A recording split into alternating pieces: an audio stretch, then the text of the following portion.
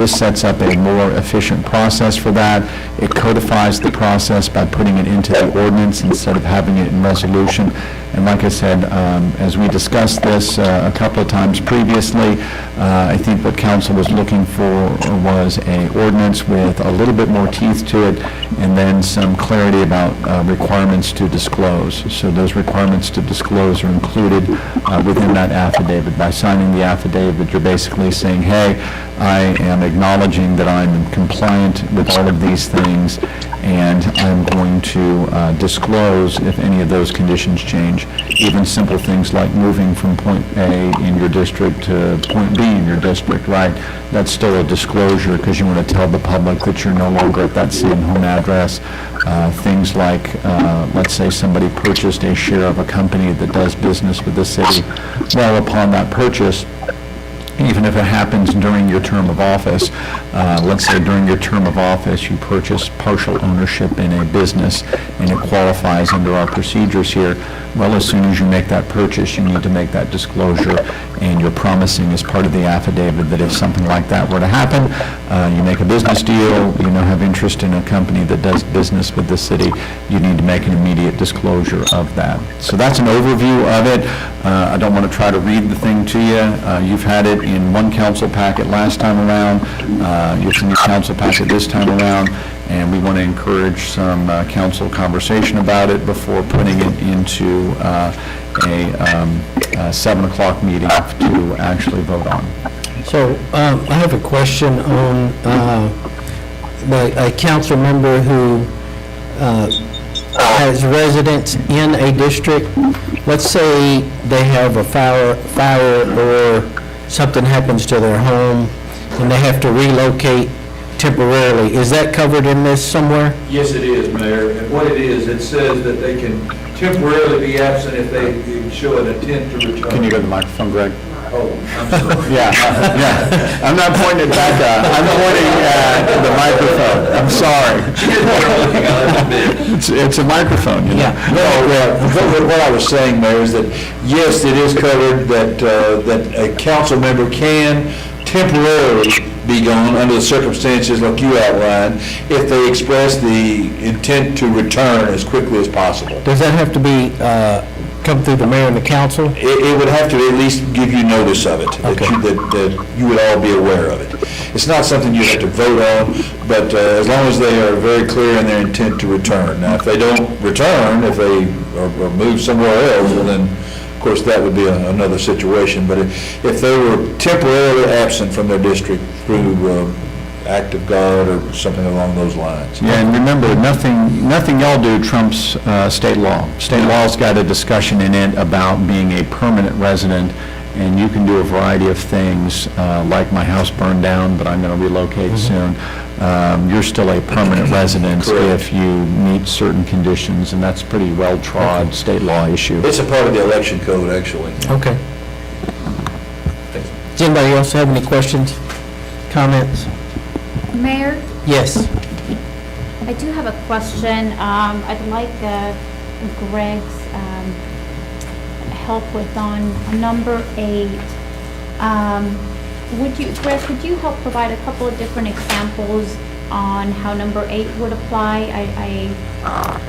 So just for council reference here for everybody, since we've got some remote, the councilwoman's question shows up on page 7 of the packet.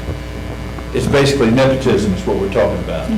So if you were in a position as a member of the council to take an action that would in some way affect either a business that you had a relationship with, a member of your family, close member. Now, we're not talking about third and fourth cousins and all of that, but if it's a close member of your family, or if it's a business entity wherein you would stand to financially benefit from a decision that would come before the council, that's the type of thing we're talking about here. Thank you, and I understand that part of what was confusing on a little bit more enlightenment is that there's, for example, it says any employee who would supervise his or her job performance,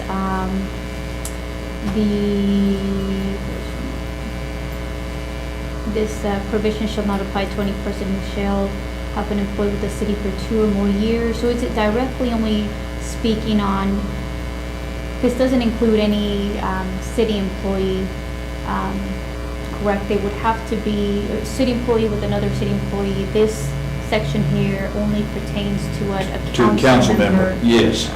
Yeah, it does not include city employees with each other. It's, that is covered in the employee handbook. So this is only for council members only. Okay. Okay? Anyone else?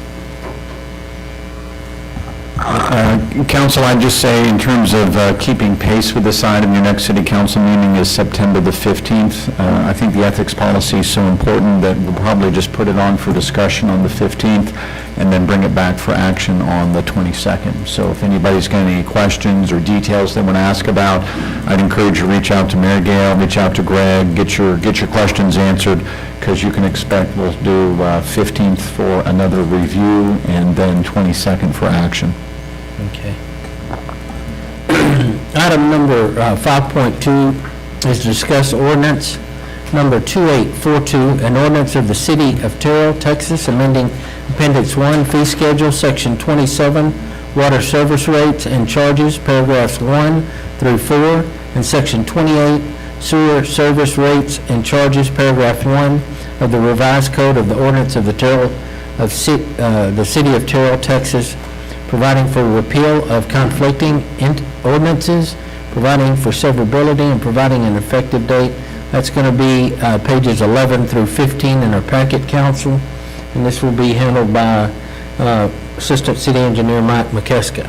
Mike. Okay, good evening, or afternoon, Mayor and Council. Just a reminder, this ordinance outlines specific numbers on the increases, and what those increases are. For water was a 2% rate increase.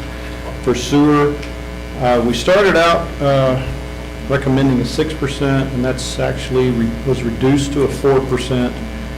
And we have actually further reduced the impact on the last page of this ordinance. It actually shows that the sewer rate of 4% will be delayed and not effective until March 1st. The water rate of 2% would be effective October 1st. That's the proposal in the ordinance recommendations. The numbers you can see, we didn't make any changes to the structure. We have the same minimum rate structure, different rate numbers for the different meter sizes. On page 2, we have the tiered rate still for the volumetric charges. You can see each of those dollar amounts represent a 2% increase. The fire line charges stayed the same. We did not increase those. On the sewer rate, you can see those numbers on the bottom of the second page, on page 12, reflect a 4% increase, but again, that's going to be deferred until March 1st, 2021. The only other minor change on page 13, that's section 5 under pretreatment. There's a recommendation. I had a business owner come to me and complain about basically the fact they're being charged the same monthly minimum rate for pretreatment charges, even though they collect waste and do not discharge into our system. And they are under pretreatment solely because they're a significant industrial user as defined by EPA, based on the business. And it kind of made sense. They're not sampled quarterly. They're only sampled once a year. And the recommendation is to cut their minimum bill in half from what this $897.51 for somebody that discharges into our system. And then we have 2 or 3 that do not discharge. They collect, but they are sampled once a year. They're still monitored. And so the recommendation is to reduce their cost. And the only other addition was we have industries that North Texas comes out when they sample for the quarterly samples or annual, and they fail something, well then North Texas has to come back. And that's an additional cost that is, we have seen increases in our pretreatment charge, and so I'm recommending that we charge those industries when we have to have a repeat sample an additional $1,000. That's sort of it's not an enforcement, it's more of an encouragement for them to monitor their system and take care of things a little closer. What is our charge for them to come back? Well, what we see is the more North Texas, they look at it annually, and our pretreatment charge to pay them to assist us went up about $20,000 from last year to this next year, FY21. Because they had to come back? It's in the overall program. They look at it. They look at their overall cost from one year to the next, and whether their personnel has to change. It's just their overall cost, and they split it out to each of their pretreatment customers based on the number of industries and types of industries and samples. And so trying to encourage the industries to do a little better job in essence. So the 2% is effective October 1, and the 4% sewer is going to be effective in March, you said? May? March the 1st. Look on page 14, section 1-5. It outlines 15. the dates for the two increases, 15. October 1st and March 1st of 2021. Okay, gotcha. Section 5, yeah. Yeah. Council, do you have any questions or comments for Mike McKeska? Thank you, Mike. So, Mayor, so the 2% increase on water and then the $2 increase on sanitation, that's all on October the 1st. Can I, let me take that one. So, right now, we're reviewing, this particular ordinance is only the water and wastewater. So, water and wastewater is outlined by this ordinance. The next ordinance you're going to see in the next agenda item is the stormwater. So remember, we got 4 different things to vote on. Water rate, that's a 2% starting October 1st. Wastewater, that's a 4% starting on March the 1st. The stormwater program is a $1 increase beginning on October 1st. And the trash is a $2 increase. And right now, we're still polishing up our trash ordinance. I'm a little leery of the idea that I'm going to get the trash ordinance passed before October 1st, but we're going to work on that and try to get that done. And the idea is to get the trash ordinance passed with the $2 increase in it just as soon as possible. We've got a couple of more procedural hoops to go through on that trash ordinance, so that might actually not be effective until November. Thank you. All right, thank you, Mike. Item 5.3 is discuss ordinance number 2843, an ordinance of the City of Terrell, Texas, amending Chapter 12 Utilities, Section 17 Municipal Stormwater Utility System of the City of Terrell Code of Ordinances, amending Section 17-9 Municipal Stormwater Utility System Fee Schedule, establishing a Municipal Stormwater Utility System Fee, exemptions and credits, providing for repealing, savings, and severability clauses, providing for an effective date of the ordinance, and providing for the publication of the caption hereof, 2843. This will be handled by, again, McKeska? Yes, Mike's going to handle also the stormwater item, we hope. And I'll give you a little intro while Mike comes up. Maybe we're surprising Mike, but that's okay. The intro I want to give you is that recall that during this year we received our drainage master plan, and the drainage master plan looks at over $60 million in unmet drainage needs in the city. There's a list of near-term projects. I think we call them the small-scale projects. There's probably 15 or 20 of those that one wanted to work through and getting done. Those range from $80,000 to $300,000. It's really important that we get those addressed. Those are the short-term things that we've got to get done. This also covers our, stormwater covers our street sweeping. That's an expense we cover under this. Again, lots of work that we've done over the years to keep mosquitoes down, keep ponding down, keep drainage ways flowing. That's all under this stormwater fee. And so the recommendation here is embedded in 843. Mike, can you kind of give us a quick little overview there? My apologies, I don't have it in front of me. Yes, what Mr. Sims was saying, along with some projects that have been identified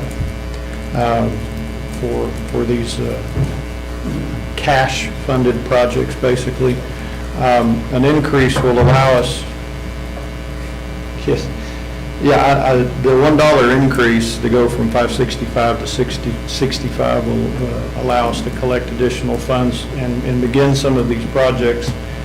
It was also actually part of a review by our consultant, when Freese and Nichols was looking through it, as to how do we help fund projects moving forward.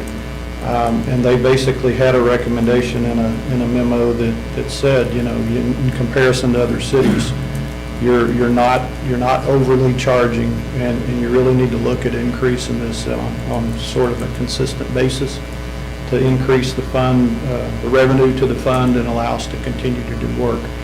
So this $1 was going to allow us to raise another couple $100,000 in revenue, I believe, to help fund a couple of the smaller projects. So we went from 565 to 665, That's correct. right? And we're gonna have an additional $200,000 that this fund will, that this $1 raise will generate, approximately 200 to 300,000. 200 to 300. I don't remember the exact number. And we have projects that we know that we're gonna fund, or we? They are. If we have projects, that's where the They money are will come currently from. listed as expenses in the stormwater fund to do some work off of. Do we, we know for a fact which projects we're trying to target with this money. There was about 4 different projects. Yeah, Yes, sir. I would say, Mayor, one of the things that you're doing tonight, actually, and this is a great question, great issue for you to bring up. If you go look in the agenda for 7 o'clock, in the 7 o'clock agenda, you have your action on your annual budget. Your annual budget includes in it the stormwater fund. The stormwater fund, based on our retreat earlier this year, we built your stormwater fund based on your requests and your discussions this summer. And under that discussion, we did build it with an amount of revenue and expenses based on this increase in the $1. And so as I'm kind of flipping through here, I finally got over here to it. What I can tell you is the projects include several things that were identified as council priorities. So you've got Bachelor Creek / Colquitt, those improvements, and if you're familiar with where Bachelor Creek goes underneath of Colquitt, that's a large culvert that we've got right close to 205. It's got, the drainage location there. There's a lot of clearing that needs to happen. We need to get dirt and mud and silt out of there. We need to stabilize those banks. Colquitt at Lovers, that's a location where we actually have what I view as a traffic safety problem, because the drainage ditches are so bad at the corner of Colquitt and Lovers that we need to make some very important improvements there. Boone at West End, Councilman Simpson is very familiar with that project. That's a location not too far away from Bradshaw where we've got drainage issues going. We don't think this perfectly solves them, but $75,000 there will be some very important improvements. We want to do some design and get some easements at the project that is on 9th Street. So many of us are familiar with this. If you drive from State to Griffith on 9th, anytime after a rain, you see a large amount of water and ponding on 9th Street. This does the design work. It's a more expensive project to do the construction, but this does the design of fixing that finally. I think that's a big safety concern for a lot of people driving along and through that area. There's a Rose Hill right-of-way and drainage project that will clear up some of our drainage issue there and get some right-of-way taken care of. Our Skyline Airport drainage project, that's a project that we went to bid on here recently. Y'all just approved that. That Skyline project will roll over for construction next year. And then, as I said, we have an abundance of these projects that are making sure that we have enough money for the street sweeping and for regular cleaning of drainage, getting our culverts in place.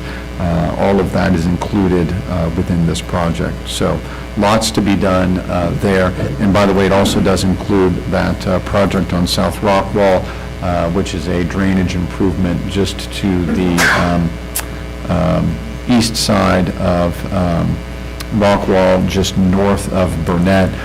That's a project where we've got some citizens impacted by one of our drainage way, and we need to do some cleanup on that drainage way as well. So quite a few things in the budget That this year. sounds like more than $200,000, $300,000. My recollection is a lot of that was also built within the previous rate of 565. I know, what I was wanting to get to is that Specifically, the council deserves to know when they're going to raise a rate, additional dollar for the stormwater, where that money's going to be spent for this year.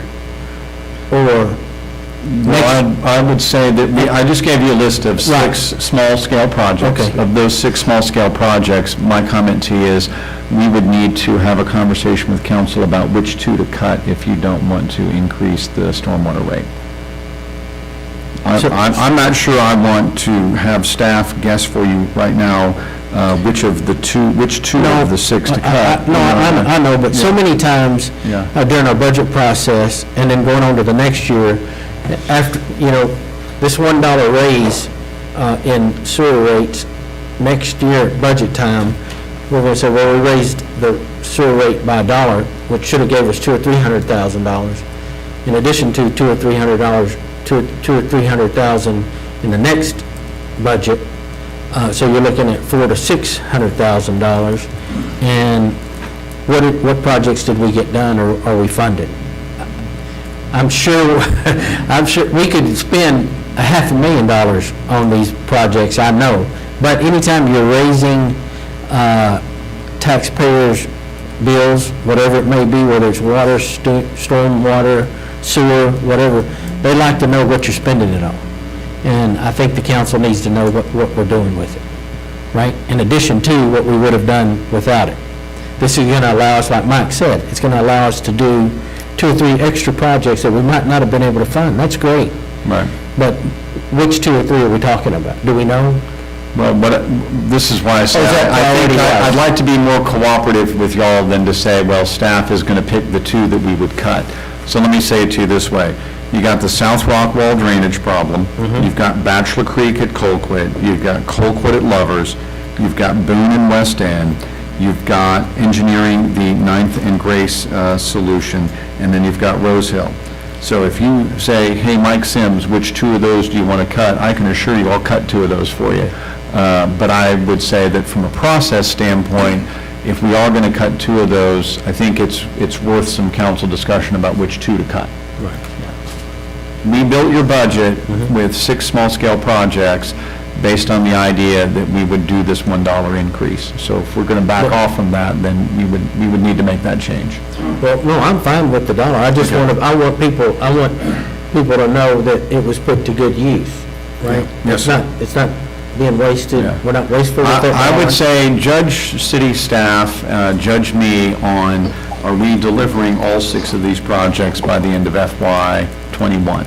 By the time we get to FY '21, we collectively as city staff had better have generated the solutions for South Rockwall, Bachelor Creek, Colquitt, Colquitt at Lovers, Boone and West End. The 9th Street engineering should be done, and we should have been completing some of the Rose Hill right-of-way and drainage work. That's a tall order. That's a lot of work for our Right. engineering department to get all that done. Okay. And we'll hustle all year to deliver all 6 of those. Okay. Yeah. Does anybody have any questions, comment? Hey, Rick, I'm going to add something. Maybe it's for Mike. You know, part of what Rick is saying is, man, we just need the community to know what we're doing. So we just need to encourage, I guess on Facebook or through Allison's story she puts in the paper, we just need to make sure we're highlighting the projects and infrastructure projects in particular that we're accomplishing. Because if we're not telling our story, people don't know where we're spending the money. I think that's a great comment. We need to be better at bragging, and I'll try to get us there. Yes, sir. Yes. Mayor Pro Tem Brady Simpson, I can tell you right now, when you talk about Wilson and Boone, you talk about Rose Hill, you talk about Burnett, I get complaints about those areas all the time. And the people that I talk with, I don't think they'll have a problem at all with the solution that we have, because they want it done. And two, I just want people, our council to understand that as we continue to build the city, our expenses are going to have to expand some kind of way. And I know we want to walk a little timid on on how we raise things like sewer rates and what have you. But this expansion, this growth is going to come with a price. And we're going to have to maybe take a little flight for it. But at the end of the day, we got to make tough decisions to do what's best for the city. And we know that our drainage and sewer, all those things are a major problem. And it's just not going to come without a price. I know Mr. Sims has come up with so many unique ways and creative ways and getting around. We haven't even raised the tax rate. So, I mean, it's going to have to come from somewhere. And so I support this 100%. Okay, thank you, Brady. Mayor? Yes. My question would be, when was the last time that we raised the fund, the charge, and how much approximately did that generate each year? I'm going to tell you that, do you know it? I believe it was 2 years ago, and we went up from $3.85 to $5.65, if I'm remembering correctly. And I think it was 2 or 3 years ago. We've held it constant at $5.65 for, I believe, at least 2 years. That jump took us from around $700,000 a year in revenue, maybe $660 in revenue every year, to where we are now, which is just right at the $1 million level. Right, about $1 million. And this budget, I believe, is about 1.3 or 4 million. It's about 1.2, expenses. yeah. And that's attributed to, in part, because of this increase. Some of it is reserved, I believe, a little bit. You said that was about $3.80 2 years ago. $3.85, I believe, 2 or 3 years ago. But you know what, this still doesn't put us at the high end No. of sewer, right? Now, the comparison from the consultant, we were below, we were not even average, if I remember correctly. The high end was on up at $11, $12, $13, something like that, per ERU. Now, there were some that were lower, but we were close to being in the middle, kind of consistent with most cities that we were compared to.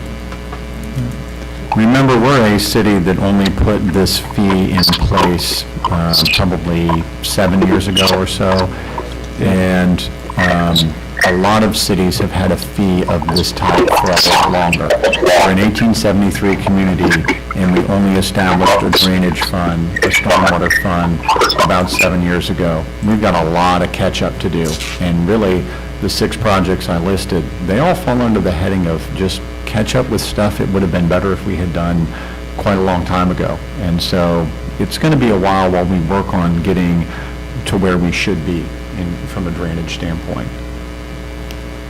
And Mike, you're right about the, catching up to do there. I would like us to have more funding, or dedicate, look at dedicating more funding. Well, I know we have a lot of growth in the community. we have new businesses off of Highway 20. We have new home subdivisions that are coming in, and we have to prepare for those. While at the same time, speaking for my district, I have a lot of older infrastructure, and it all requires maintenance. I still have a lot of open drainage that is in our neighborhoods, and our community members deserve to see some of that maintained and worked on. So I want us to be, and I plan to be, to continue advocating and bringing forth projects for District 3. So I want to keep that in mind as we're still looking at this budget and we're looking at future budgets to make sure that there is a good portion of the stormwater fee funding that is going directly into our neighborhoods. We agree with that comment. I will also just note for reference, I don't want folks to have the misimpression that this stormwater fee is something that is used to prop up drainage problems in our development areas along 148 and I-20. If you go down to 148 and I-20, remember, part of our negotiations with the developers in that area was to create what's called public improvement districts. We've got a public improvement district in the Buc-ee's side of 148. We've got a public improvement district on the Hobby Lobby Academy Film Alley side. Each of those are a special tax assessment, and that tax assessment is used to handle the drainage problems in those areas because they both have specialty drainage systems. So, those are several tens of $1,000s of years per year of expenditures for specialty drainage issues over in that part of our city. So we're not expecting the city to support the drainage problems with our new shopping area. We're making the new shopping area pay for their own drainage expenses. Just want to make that clear as we're talking about how those funds are used. I understand. Okay. All right. Thank you. Mayor, Yes. I just want to say one more thing real quickly. Infrastructure issues like this, I remember right around 2 years ago when it was raised, and sometimes, and I just want the council to consider maybe making this rate a little higher, so we wouldn't have to raise it for that. So we can really have a good goal at really addressing these issues with our sewer and drainage. I just heard that some cities are up at 12-13%, is that right, Mr. Sims? There's some cities up. We're proposing to be at $6.65, and there are definitely cities in the Metroplex who are at twice that.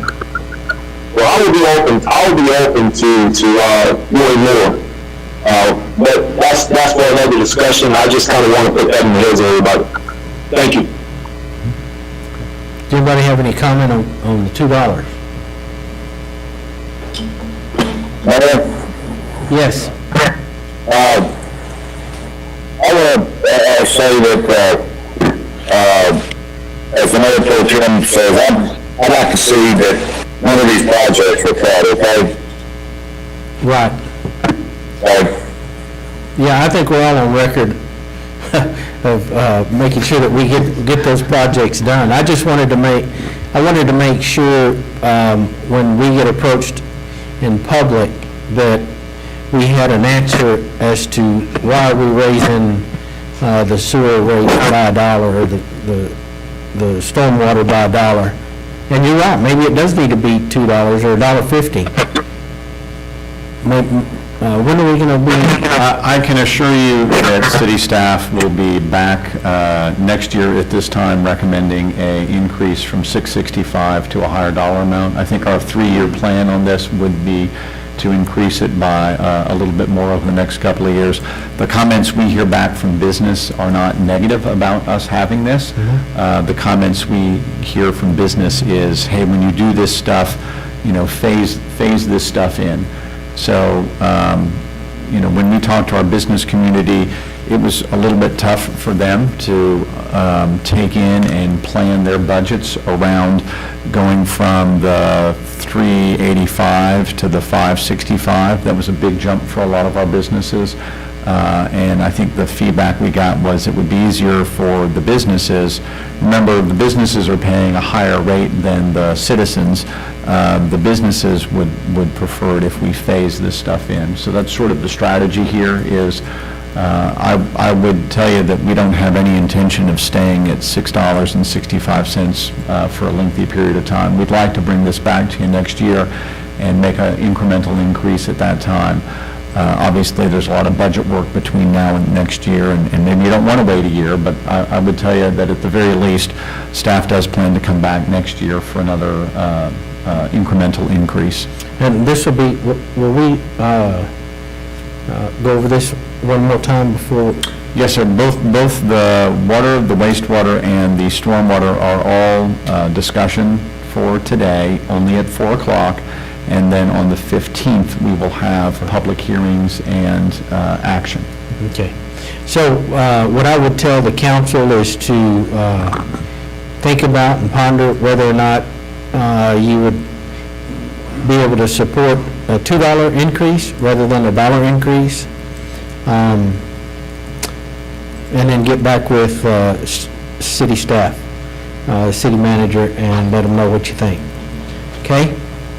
Hey, Rick, I'm going to chime in because I don't know if Mike's point was taken all the way on the business side. So, Mike, and correct me if I'm wrong, businesses pay residents equivalents. Like a Buc-ee's might pay 200 residential portions. Is that right? I mean, they have...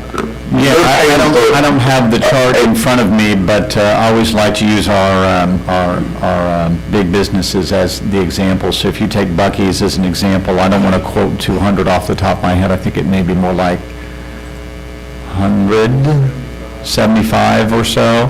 So the idea is that if I'm a business, there's a calculation related to what we all call impervious surface area, right? So if the water can't trickle down into the dirt, then it's impervious surface, and the more impervious surface you've got, the higher your rate, because we just do a little math problem. A residential unit is the average amount of roof and driveway pavement, and so that's that fee, and then you just simply calculate the equivalent residential units. So you could go to American National Bank in downtown and calculate that rate. You can go to Trinity Valley Community College and so on down the line. Everybody with pavement and a roof has a calculation based on their actual impervious surface area. Okay, that's good. I just want it to be understood that while Tim Morris is paying $1 extra a month, that I have Trinity Valley or Buc-ee's paying an extra $100 a month or extra $150 a month. So that's on every dollar we go up. So just every dollar you each up is hundreds of dollars sometimes for some of these larger businesses. So just be careful when we're thinking about trying to jump this more than $1 at a time. That's it. I just wanted some clarity on the commercial units. Okay. I mean, could we not do separate charges, one for individual businesses? I mean, No, that's my state law requirement here. The state law says you've got to start off with a big study that identifies, who's got what levels of equivalent residential units, and then Chris Walker, our GIS analyst, is busy on a regular basis doing these calculations to make sure that we're true to the original study. And we'll have people come in from time to time and say, hey, I think you're calculating my equivalent residential units incorrectly. We'll sit down with them and we'll go through that calculation. But that's a state law mandated method, and so we always have to use that method. Okay. All right. Good discussion. Item 5.4 is discuss the financial policy.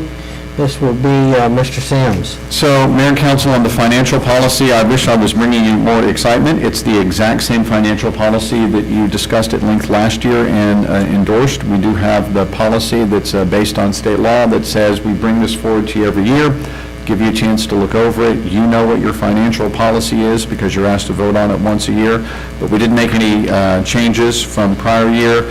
This covers things like our cash management policy, our purchasing policy. The council travel policy is in here, the staff transportation policy is in here, credit card policy, everything we have related to purchasing and how we do purchasing, when we bring something to council, when we do bids, when we do RFPs, unclaimed property policy, the investment policy, which you updated last year, which has been frankly very successful for us. All of those are in the manual, and again, all of those remain unchanged this year. And again, on the 15th, we'll bring it back to you for action so that you can adopt it. Again, we'd be happy for you guys to flip through it, ask questions, let us know if there's anything you've got as a concern. We talked about it a little bit at our last council meeting, and I'm just keeping it on here as a courtesy in case folks have questions about it. Council, has anybody had time to review and have any questions? If not, let's go ahead and move on to the next item and take the opportunity to review the financial policy, and then we'll discuss it next Tuesday. On the 15th, it'll On the be up for 15th. action, yes, sir. Okay. Everybody good on that? Item number 5.5 is discuss update to personnel ordinance. This is going to be Mike Sims. So, Mayor and Council, I've got two helpers here, Greg Shumpert and Terrell Holland. The intro I'll give you is that I've known for a long time, and I've been frustrated with the fact that whenever we adopt our annual budget, we also are putting things in place related to our personnel and our staffing that we really wish were in alignment with our personnel section of our ordinances. So I asked Greg and Carol to kind of look through this and see, well, maybe we need to simplify this, because if we're voting on it one place, we also don't need to vote on it in a second place.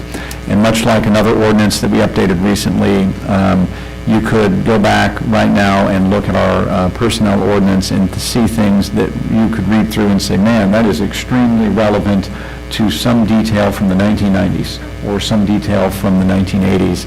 And it was just important for us to kind of clean up some old ordinance language there. So I'll go through it quickly, and then I'm going to defer questions to Carol and to Greg. Section 9.1, it says administrative departments enumerated, and it basically tells you that we're going to set our administrative departments in the annual budget. When you vote on the annual budget, you're setting your departments. And then it tells you that the job descriptions are going to be in the Human Resources Office and made available to the public in the City of Terrell website. Employee bonds, department directors and other employees who have duties related to money, they're going to have bonds that are in accordance with the charter. We used to have a whole list in the ordinance saying, hey, these people are bonded at these amounts, but as you have different employees who handle money at different times, then it's hard to keep that ordinance up to date. So what we'd rather do here is to assign the job, and since you as a council have a special relationship with your city secretary, we felt like it was better, instead of assigning that job to me as your city manager, better to have some second person looking at bonds and cash handling. And so we've assigned the city secretary here the job of assuring compliance with the charter on the employee bonding issue. Wage and benefit plan, again, you vote on that separately, so we don't want to have a conflict there. So we've just updated that that's in place with the Director of Human Resources. Civil service, we used to have a lot of language related to civil service, which is very hard to keep up to date, because if the state of Texas tweaks Chapter 143, then we have to go back and update it, and rather than try to do that, we've got language in here basically saying that we are adopting the provisions of Chapter 143, thereby keeping it up to date at all times. So we're operating as a civil service city. Absolutely no change to what we do with civil service, but better language here basically deferring to state law. Civil service classification plan, again, no change here, just making it simpler, so you can see that list of staff positions on agenda item page 105. Same thing we had before, but again, we felt like a better cleaned up way of having that language. The police auxiliary force, again, a little simplification here, giving the police chief the ability to have an auxiliary force. The employee rules and benefits, we didn't want to have some in ordinance and some in the employee handbook. So here you're just deferring to something else you vote on. You already vote on the employee handbook. In fact, you're about to vote on an update to that over the next few months. And again, this is just saying the employee rules and benefits are going to be in your handbook. And then the last one is the emergency management section. We did a little adjustment to the emergency management section back when we updated when we entered this COVID-19 phase.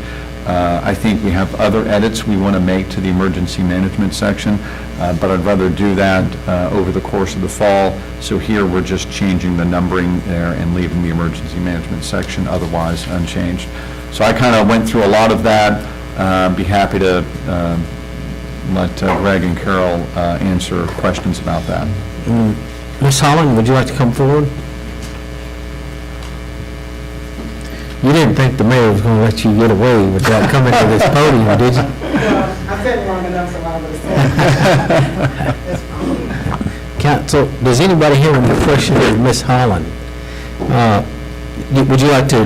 Well, I would just like to give the preamble and just segue from what Mike said, that actually the Code of Ordinances now, we would like for it to be used as the reference guide to where we actually keep the document, so that we wouldn't have to continue to change the Code of Ordinance when we have a document that stays relevant, either through the state legislature or from our own updates and edits.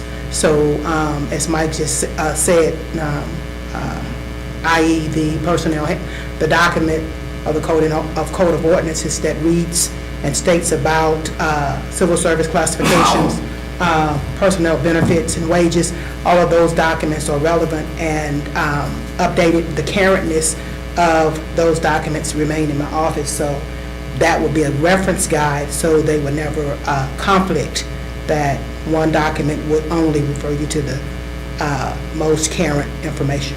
So when you reference office, is that your office, or do we have a Yeah, that's separate the- room that we keep everything in? No, that's one of the components of the HR office, that those documents are there for one of the technicians to retrieve, or if anyone has questions, it's easily transcribed through email and/or scanned or placed on the website. Okay. Does anybody have any questions of Ms. Holland and/or council? No, sir. So, Mayor and Carol, my questions are more along trying to understand how we've done things up to now and where we're going forward with the employee handbook. So it sounds like the employee handbook right now and any other, just using that one since it was just mentioned as an example, are located in a binder in the HR office. So it's not something that's located on an internal website for our employees to view, or is it on our city website? How does that work? No, the main document, well, let me back up to make it clear. Each employee has their own copy of an employee handbook. Mm-hmm. When there is an amendment, then it originates obviously in my office, then sent to the city manager's office for comments, and then the council votes. Mm-hmm. Then that document is then disseminated to employees. Okay. So every employee has the same information. It's also on the website under the human resource field. Mm-hmm. So any citizen or anyone that's interested in perusing the website will have an opportunity to see how we operate as a city. Mm-hmm. So history is we always did not have a centralized department. And so now that over the last two decades, we now have one, so we're trying to centralize all that information. Mm-hmm. The Code of Ordinance was the controlling document, but now that we have specialized departments, then we're placing it in its correct place so that when it disseminates, it comes from one central source and everyone receives it. And I'd give you the example that the Texas Municipal Retirement System used to, and Social Security used to, want city councils to vote on stuff by ordinance and put ordinances in place that would say how you interact with TRMS or how you interact with Social Security. And really, that concept's long gone. TRMS is going to tell us the way it's going to be, and Social Security is going to tell us the way it's going to be. our ordinances don't need to detail our interactions with, TRMS, as a for example. So Greg's gone in there and taken a section about TRMS out that's just, it was good information. It was important to pass it when you did pass it, or when it was passed by council back in the 90s, but it's not a requirement. It's something TRMS used to require. So we don't need that language in there anymore.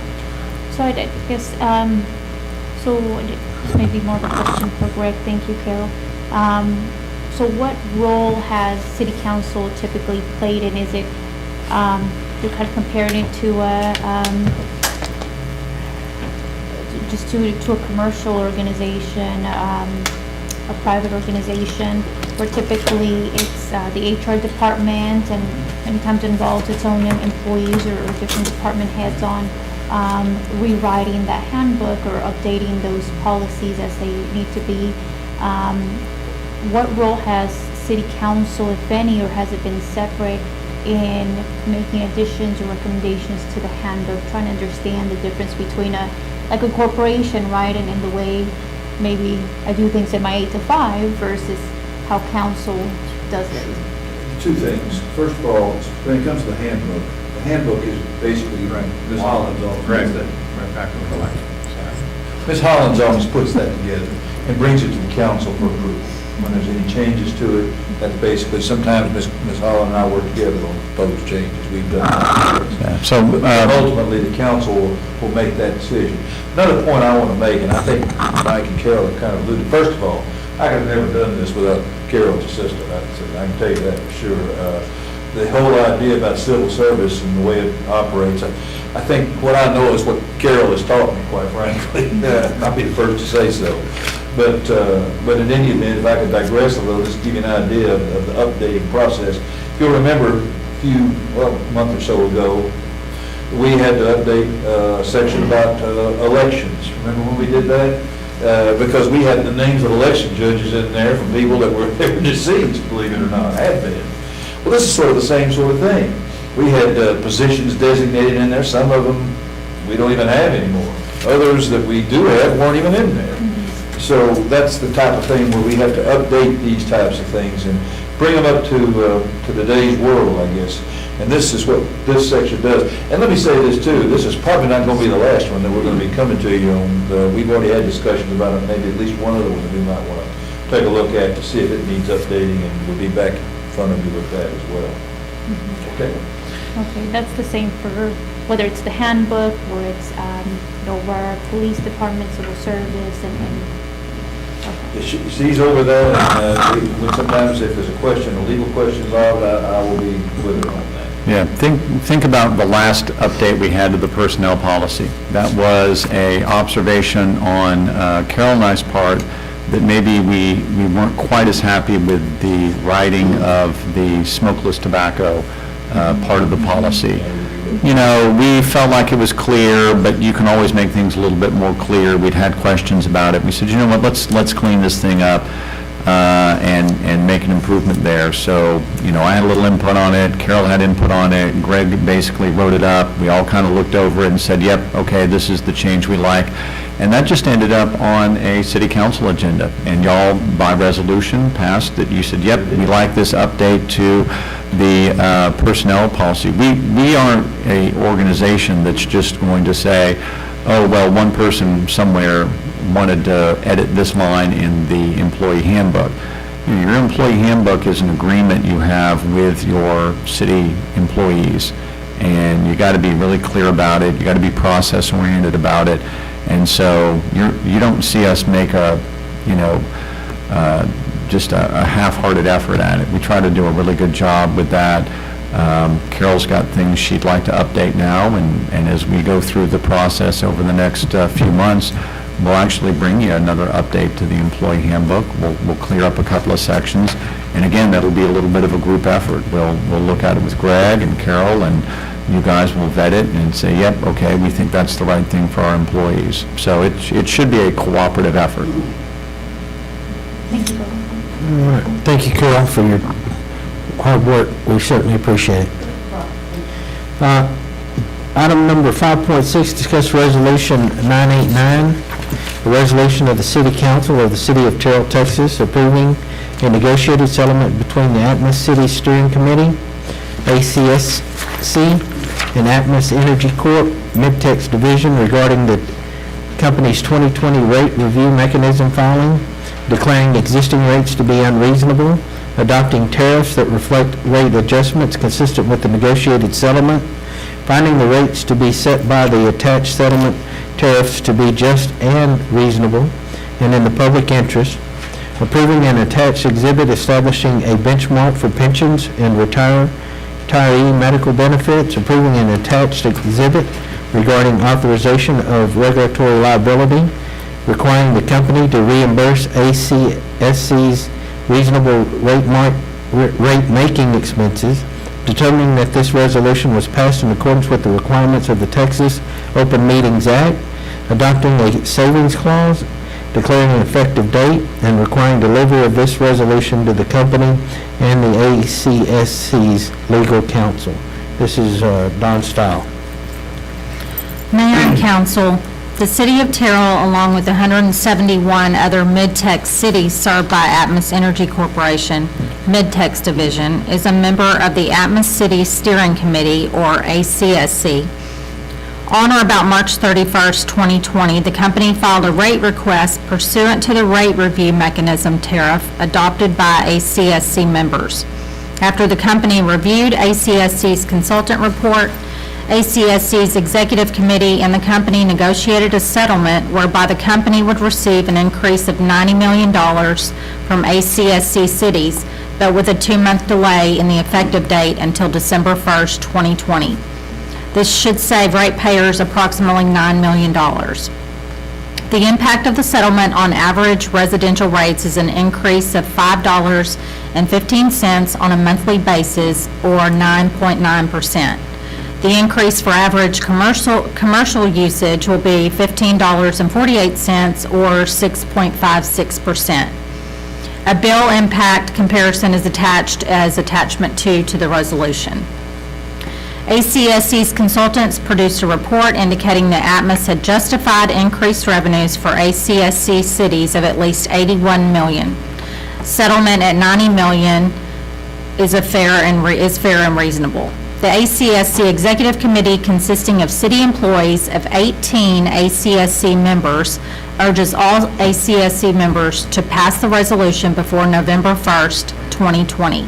New rates become effective December 1st, 2020. And I'll be happy to answer any questions. So this is a resolution that we're sending to ACSC. ACSC. Yeah, they negotiate on behalf of the member cities. Okay. The message here is that on a regular basis, Atmos wants to increase what they charge our citizens. On a regular basis, we are part of a group that fights against that, and by passing this resolution, we just continue that ongoing effort to keep your citizens' natural gas rates from Atmos down. Okay. Does anybody have any questions or comments for Don? So Don, does this agreement, I understand the part about we're fighting to keep our rates down. And I saw a couple of different numbers related to the council or the group that we're a part of that helps keep the rates down. So are we, with this agreement, locking into a specific dollar amount moving forward? Well, you're basically, it's basically saying that they're this settlement is $90 million, and it does say that the rates will be this amount for this year only. Yeah, think of this as an annual thing that you do, and I believe the rate structure starts in December. Which it's still a little lower than what the city of Dallas is doing, and what those that are in the group, those that are not part of the group that we're part of, theirs is still a little higher than what we're agreeing to, from what I understand. Yes, yeah, yes. Okay. Anyone else? Thank you, Don. This time, are we going to go into executive I'd session? like to knock out some of the economic, we had a lot of economic. Okay, development talk so about. at this time, we're going to adjourn into executive session in accordance with Section 551 of the Texas Government Code to discuss the following: Section 551.074 personnel matters, and Section 551, we are adjourned. I'm going to Go ahead. This is a city manager comment. There is no harder thing to get consensus on than hot taxes. Oh, I know.